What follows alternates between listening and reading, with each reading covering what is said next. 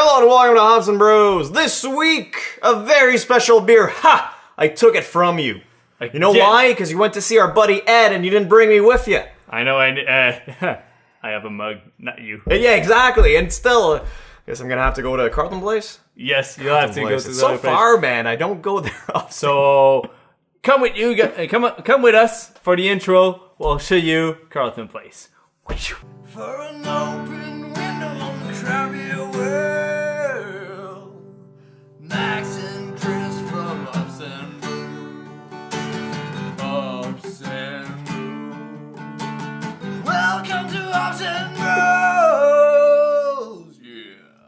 So this week, a very special beer brewed especially by our good buddy Ed from Stalwart Brewing Company out there in Carleton Place. Exactly. It's a great spot to go if you're ever around. It is far from us. Like, we're very much in the East End. He's very much in the West End. Yeah. But honestly, it's one of the better setup that I've seen without being, how can I say this?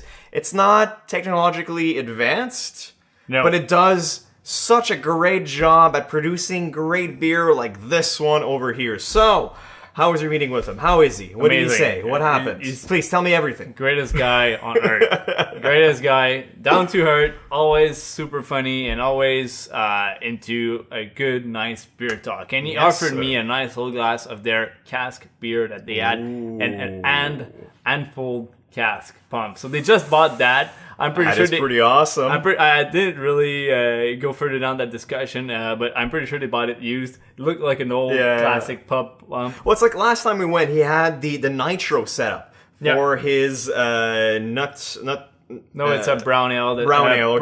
Brown oatmeal brown stout. This is a oatmeal brown stout that he had for that, and basically he had like his taps on one side, and then he had the little kegerator that he's like, I'm gonna carbonate these with, it's just awesome. It's amazing. It is one of those improvised breweries that you have to go see, and that you will enjoy. It's always good times and great beer. One of the most down-to-earth brewery that we have around Ottawa, and it's like just his pallets, so like his little serving pallets. Yeah. They're made with pallets. They're made with pallets. They're made with skids. It's really which, cool. Again, you never think of that. You're like, oh, I've got this bunch of pallets. I'll just use them to burn them or whatever. No, you can make literally... You reused everything. You really use everything. So, anyways, big fan of that brewery. Big shout out to Ed and everyone at Stalwart. You guys do an amazing job, and I stopped by on a whim the other day, and I'm really glad that I stopped by because I can grab a few cans of this beer. So last time we went to Carleton Place, Ed just was brewing or just brewed a batch of the Dust Jefes. So this beer is maybe one of the most hyped up beer that they're making. I know that they do the Dr. Philgo, which is really good. We really enjoyed the Down by the River, which is an American wheat ale. Up to now, it's still my favorite beer from Stalwart. It is such a good beer, good, refreshing. It's a perfect summer beer if you ask me. It's perfect. Yeah. So, the Dust Jefes, they already brewed this one last year, and now we're back with it. So, it's an IPA brewed with grapefruit and vanilla. So, you mean it's almost a milkshake without being a milkshake? It's almost. But if you take a look back at our video on milkshake IPAs, it's not yet a milkshake IPA, and if you look at the timeline, I'm pretty sure they were... A little bit before, yeah. A few months, just a little bit before, without even knowing it. Yeah. That's what I told Ed. I'm like, you did it before? He's like, no, it's not a milkshake IPA. I'm like, yeah, you're right. You're right. If you had lactose and vanilla, then it would be considered one. But as I said earlier to Chris, I'm like, it's all the good parts of the milkshake IPA without the bad parts. Having the down... I'm always thrown off with milkshake IPAs because they get kind of like a sediment in the bottom. The cloudiness is a goal into milkshake IPAs. See, I'd say with milkshakes, it's about 1 on 3 that's really good, and then the rest are just kind of, okay, I see what you tried to do, or you did, but it's not for me.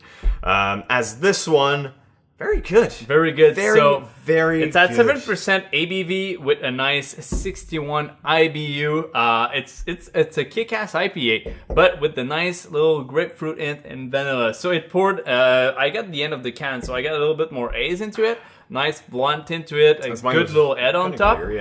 Chilies. A lot of aromas but I get fruity aromas. I get a little bit of strawberries. Yeah. I don't know why, but it's like fruity strawberries that I get. So I'm pretty sure the dry hopping Like you get the sweetness. I have the same aromas from other milkshakes that I've had in the past. So I guess, seeing as it's the only thing that's in common, it might be that. But then you take your first sip, you get those nice like fruity flavors. Grapefruit goes in, citrus, nice blend. It's a good little IPA, but the vanilla kind of like rounds up everything. Create that nice little sweetness. Not too much. It's not too over the top. Sometimes it tends to be a little bit too much over the top. I think I'm a little bit too sensitive to vanilla.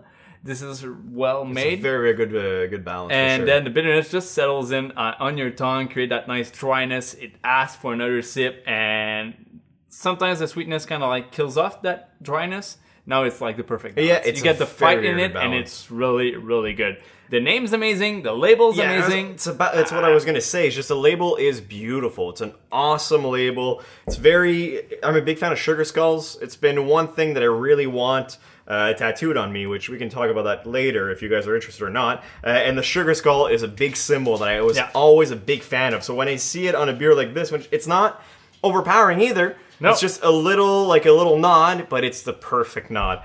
Honestly, on it. And I was we were looking at the other beers that you got there over there. The marketing's on point.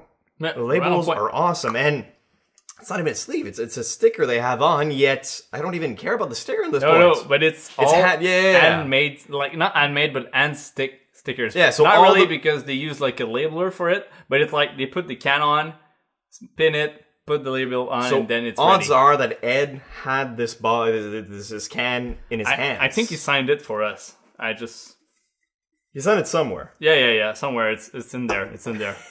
So, all that to say, huge fan of Stalwart. Check him out. As fan as Ed is of the show. Yes. So we got in touch with Ed through our own videos. So that's another one great thing that we love about making beer videos is that we have the opportunity not just to meet you guys that are beer geeks, you work in a beer shop, you're your own brewer, you're a brewer, whatever. Or just an amateur of craft beer. In general, then we have the chance to meet people from the industry. Spectrum. Yeah, that's one thing that we love doing is meeting people from the industry and talking to them and seeing what their views on craft beer is, because it's an emerging industry. Exactly. But the door's closing. And we're happy to be inside, and hopefully we'll be able to grab some more people and bring them inside as we're going. Come with us. Come with us. And then we'll put a boot in the door, and you can come in. You can still come in. We'll put a 12-pack. We'll put a 12-pack in the door. Yeah. So grab a beer on the way in. yeah. Bring some. We need some. Beer is kind of expensive if you watch our live video. That's a good shout out to our live video. So, Chris, cheers. Just one thing I want to point out. Back in January, so things will slow down for us. Back and for or Stalwart. in the future of January? In the future of January, yes. So looking forward to January. To January, where we'll meet up with Ed. We'll film a nice little interview with him, a full visit of the brewery, and all that. It's coming up. It's official now. It's official now. You can't not do it. And Ed, you can't not do it. No, at this point. He knows it. He told it to me, but I haven't told it to you. That's Perfect. why. Awesome. But so we'll be at Stalwart. So if you have questions for Stalwart or for Ed, put them in the comment right there. So in the comments below, so we can have a list of stuff to talk about with Ed, and so you guys get a chance to ask all the questions you want straight up to Ed and to the beer industry in general. Which is crazy. So keep up that nice support. We're at 425 now. So wow. Okay, so we're actually at 224. You're hopeful that we're gonna get at least one more subscriber by the time this video comes out. Yeah, that's why I kind of like. I saw that. Okay. Yeah. So cheers. We're a few inches thanks close to you 500. guys. So it's all thanks to you guys. So cheers, and we see you guys in another video. Yes, sir. Because we love you. Let's do 3. 3 is always better. 3 is the perfect number. Triangle.